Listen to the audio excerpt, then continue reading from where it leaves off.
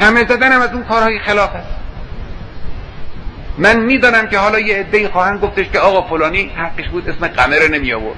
چه کار داشتی شما؟ حالا میزدن. نه آقا نمیشه، کار غلطی است. یه عده‌ای قماها رو بگیرن بزنن به سرهای خودشون، خونها رو بریزن که چه بشه؟ کجای این حرکت عزاداری است؟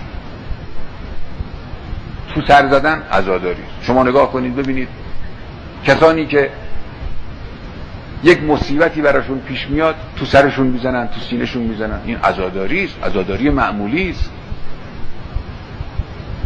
اما کجا شما دیدید که یه نفری به خاطر مصیبت عزیزترین عزیزانش بیاد با شمشیر بزنه تو مغز خودش و خون بریزه از سر خودش؟ این کجا عزاداری است؟ این جعلی است. اینها چیزایی است که از دین نیست. بلا شک خدا راضی نیست. علمای سلف دستشون بسته بود، نمیتوانستن بگویند. امروز روز حاکمیت اسلام است، روز جلوه اسلام است. نباید کاری بکنیم که جامعه اسلامی برتر، یعنی جامعه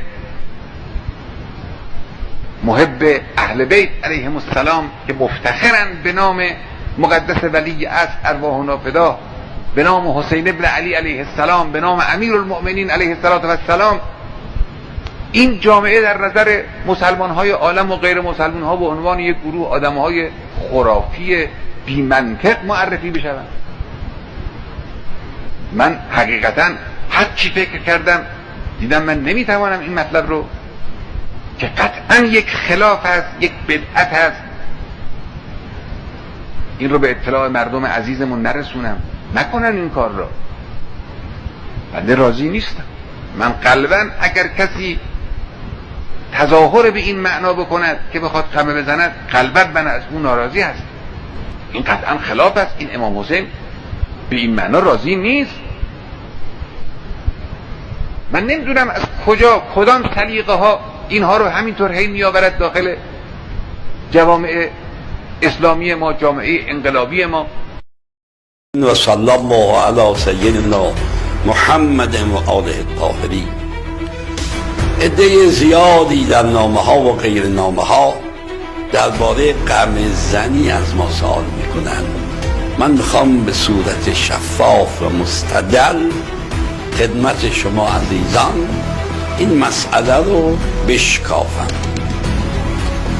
اولا شک و تردید نداشته باشید که غم زنها روی عشق به امام حسین دارن غم میزنن. ما در نیت پاک اونها حرف نداریم، راه اشتباه رفتن.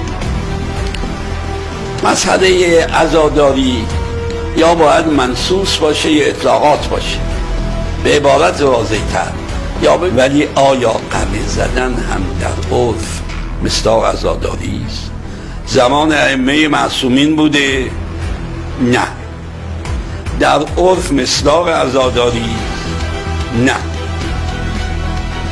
این غم زدن باعث شده است که دشمنان ما به وسیله آن دنیا رو بر ضد ما بشورانند، یعنی ایجاد تنفر کنند.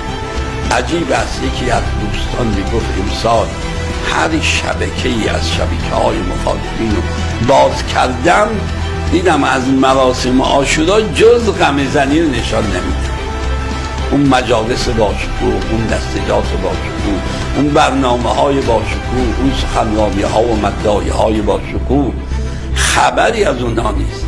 هرچه هست فقط غم زنی نشون میدن که دنیا رو از ما متنفر کنه. من اگر در مجلس غم زنی باشم دوست دارم دست این غم زن رو ببوسم، قمر از دستش بگیرم، بگم برادر عزیز این غم زنی امروز، حالا یک روز وضع دیگری داشت و بعضی علما درباره چیزی گفتن، امروز این غم زنی به ضرر اسلام و تشیع.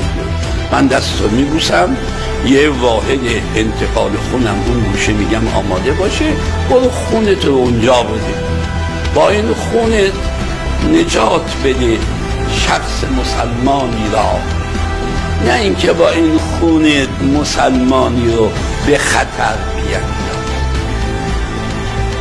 میدانم روی عشق امام حسین این کار میکنه، اما این راه درست نیست. ضرر زدن به خود در اسلام درست نیست. شما نگاه بکنید در این منظرهای غم‌زنی، بچه کوچکی را آورده، بچه داره گریه میکنه، داره سرش غمه میزنه، این هم به تمام دنیای روزا نشان میدهند و اون وقت دنیا را از ما متنفر میکنند.